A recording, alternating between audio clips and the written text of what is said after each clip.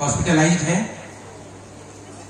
वहां से मैं दौड़ के आया यहाँ पर और मैं आप लोगों के बीच में उपस्थित हूँ और मैं यहाँ से 5 बजे निकल जाऊंगा। आप लोगों को देख करके मुझे बहुत अच्छा लग रहा है क्योंकि आप सच में परमेश्वर के एक आह्वान को आपने अपने दिल में जगह दिया है और यहाँ आपने आया है। मैं एक परमेश्वर का वचन को आपके साथ में बांटना चाहता हूं और मैं थोड़ा डर भी रहा हूं। परमेश्वर का एक वचन जो मुझे बहुत डराता है वो है याकूब 3 उसका 1 अध्याय। पढ़िए जरा याकूब 3 उसका 1 अध्याय।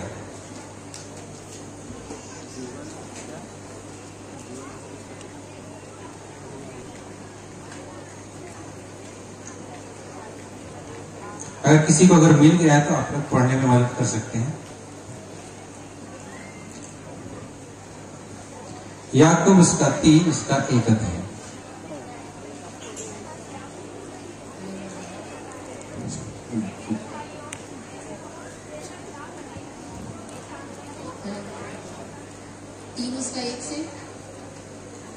हाँ, मैं फिर से पढ़ दे रहा हूं। हे मेरे भाइयों, तुम में से बहुत उपदेशक ना बने,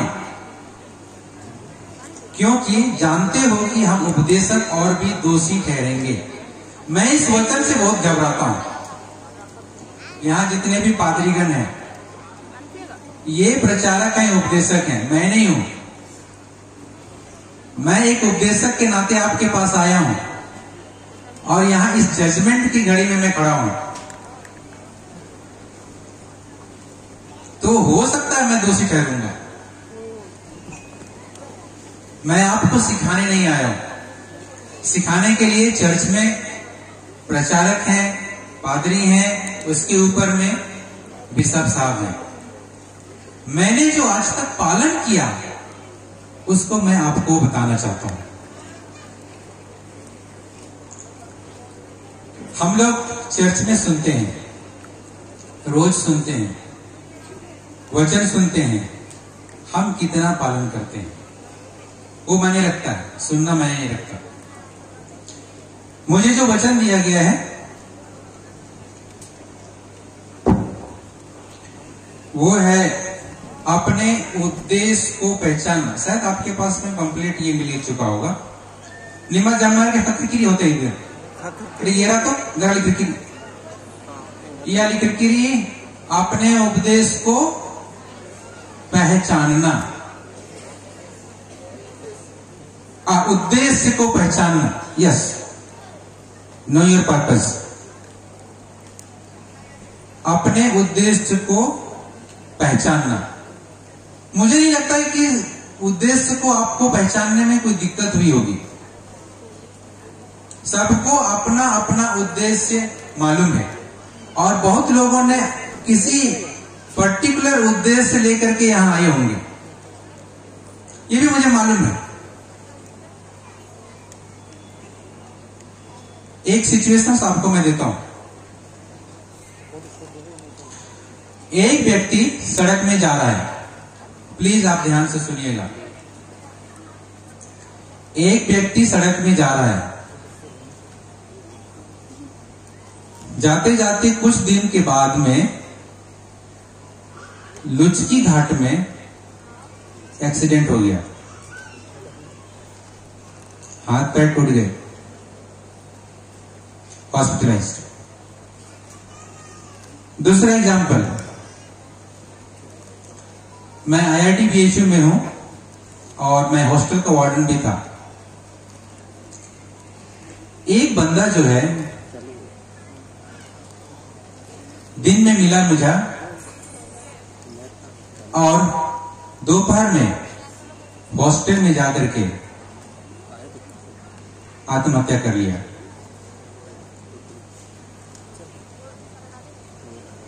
तीसरी परिस्थिति,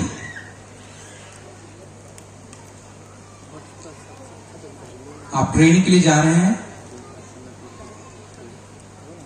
जाते जाते इतनी देर हो गई, ट्रेन निकल गया। आपको कैसा लगेगा? कैसा लगेगा? कुछ माता पिता बैठे हैं, बच्चा साल भर पढ़ाई किया, परीक्षा के दिन से एक दिन पहले बीमार हो गया। माता पिता के ऊपर में क्या गुजरेगा, आप सोचिए। एक और एग्जाम्पल,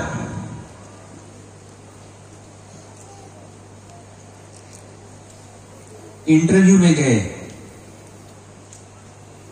100 क्वेश्चंस थे, पासिंग मार्क्स आपका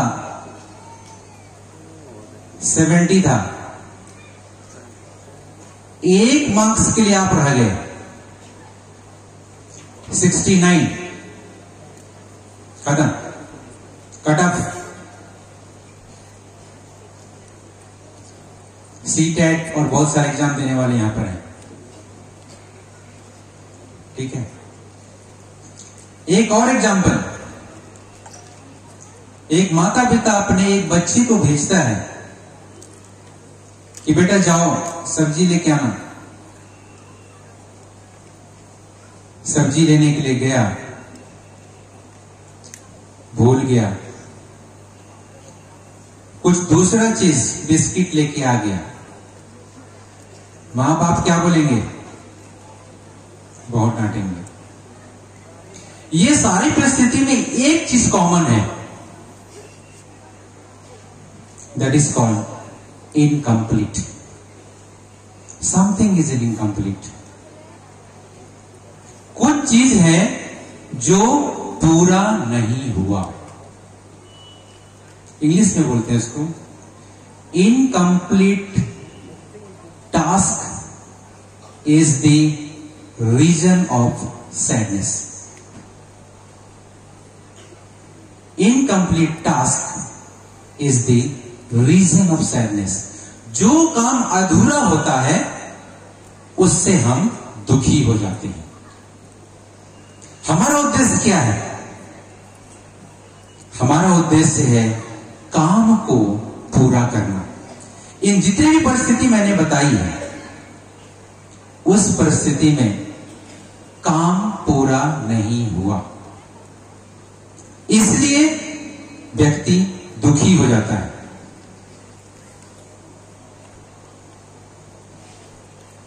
काम कैसे पूरा होगा? दो तरह के उद्देश्य हमारे जीवन में है।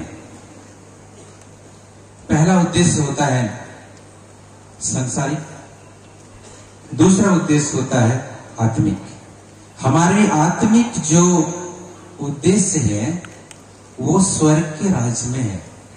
इसको हम दो भागों में डिवाइड कर सकते हैं। पहला है इस जीवन में और दूसरा उस जीवन में। पहला है इस जीवन में, दूसरा है उस जीवन में।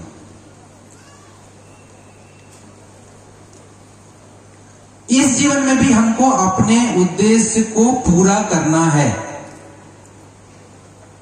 उस जीवन के लिए भी तैयारी हमको पूरी करनी है। इसको समझना बहुत जरूरी है। Incomplete task is the reason of sadness. जो भी काम अधूरा होता है वो दुखदाई होता है। हमें किस लिए बुलाया गया यहां पे? ईश्वर पिता ने दो एग्जाम्पल दिए हैं इस संसार में रहने के लिए। पहला है लाइट, दूसरा है सॉल्ट। एक नमक है और दूसरा क्या है? ज्योति है। एक नमक है और दूसरा ज्योति है। ठीक, दोनों जरूरी है और दोनों लिमिटेड है, कम है। हमारे संसार में बहुत सारे लोग हैं, उनको हम क्या सॉल्ट बन के दिखा रहे हैं? क्या हम एक नमक के जैसे बन के हम उसको दिखा रहे हैं क्या? कोलोसियन उसका 3 उसका 17 में लिखा हुआ है, हम कैसे काम करते हैं। कोलोसियन 3 उसका 17 में, जो कुछ भी काम करो उसकी महिमा के लिए करो। कुछ भी काम करो उसकी महिमा के लिए करो। मैं एग्जांपल देता हूं आपको। क्या हम और आप अपने काम से महिमा देते हैं? Big question. क्या हम अपने काम से परमेश्वर को महिमा देते हैं? क्वेश्चन है, कम से कम 4 क्वेश्चन लगाइएगा उसके बाद में।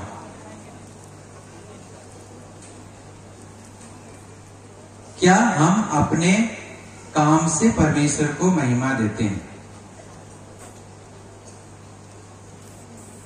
फॉर एग्जाम्पल, छोटे बच्चे, माता पिता का उद्देश्य क्या है कि बच्चा मेरा अच्छे से पढ़ाई करे। जवान युवतियां अच्छे से पढ़ाई करें। ये आपका उद्देश्य है जो माता पिता ने आपको दिया है, उसको फुलफिल करना है, उसको फुलफिल करना है। आप लोग टीवी, मोबाइल सब देखते हैं, उसमें आप देखिएगा अगर फुटबॉल प्लेयर्स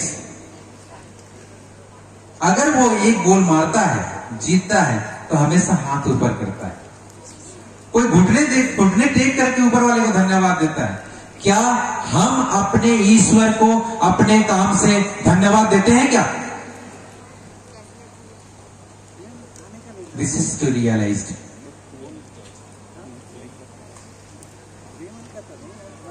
क्या आप अपने क्लास में फर्स्ट आते हैं क्या? Question mark. नहीं आते हैं तो आप परमेश्वर को धन्यवाद नहीं देते हैं। You should be the first in the class. Why the others are coming in the first in the class? Why you are not?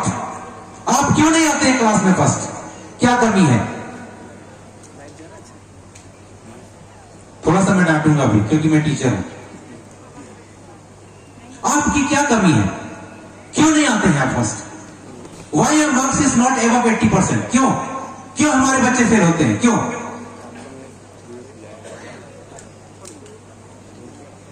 क्योंकि हम पढ़ाई अधूरा करते हैं।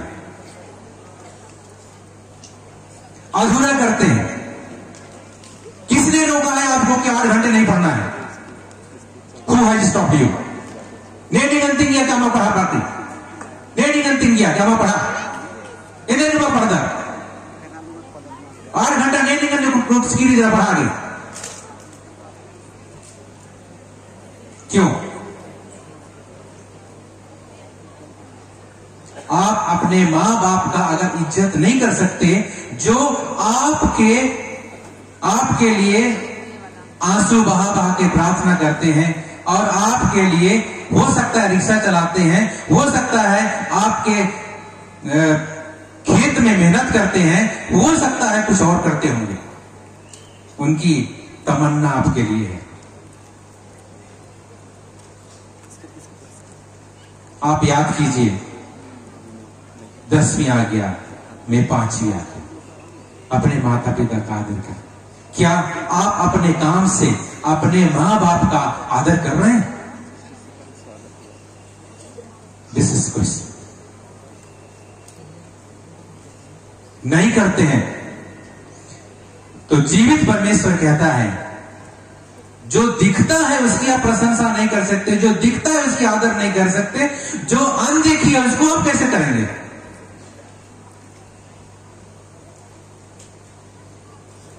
निगाह सामने जेरे दिन मड़े रहता है मेरे खाता बाबा से ने मारे था आसी जाने ने एका से ने असिन प्रशंसा नहीं। How you do the things?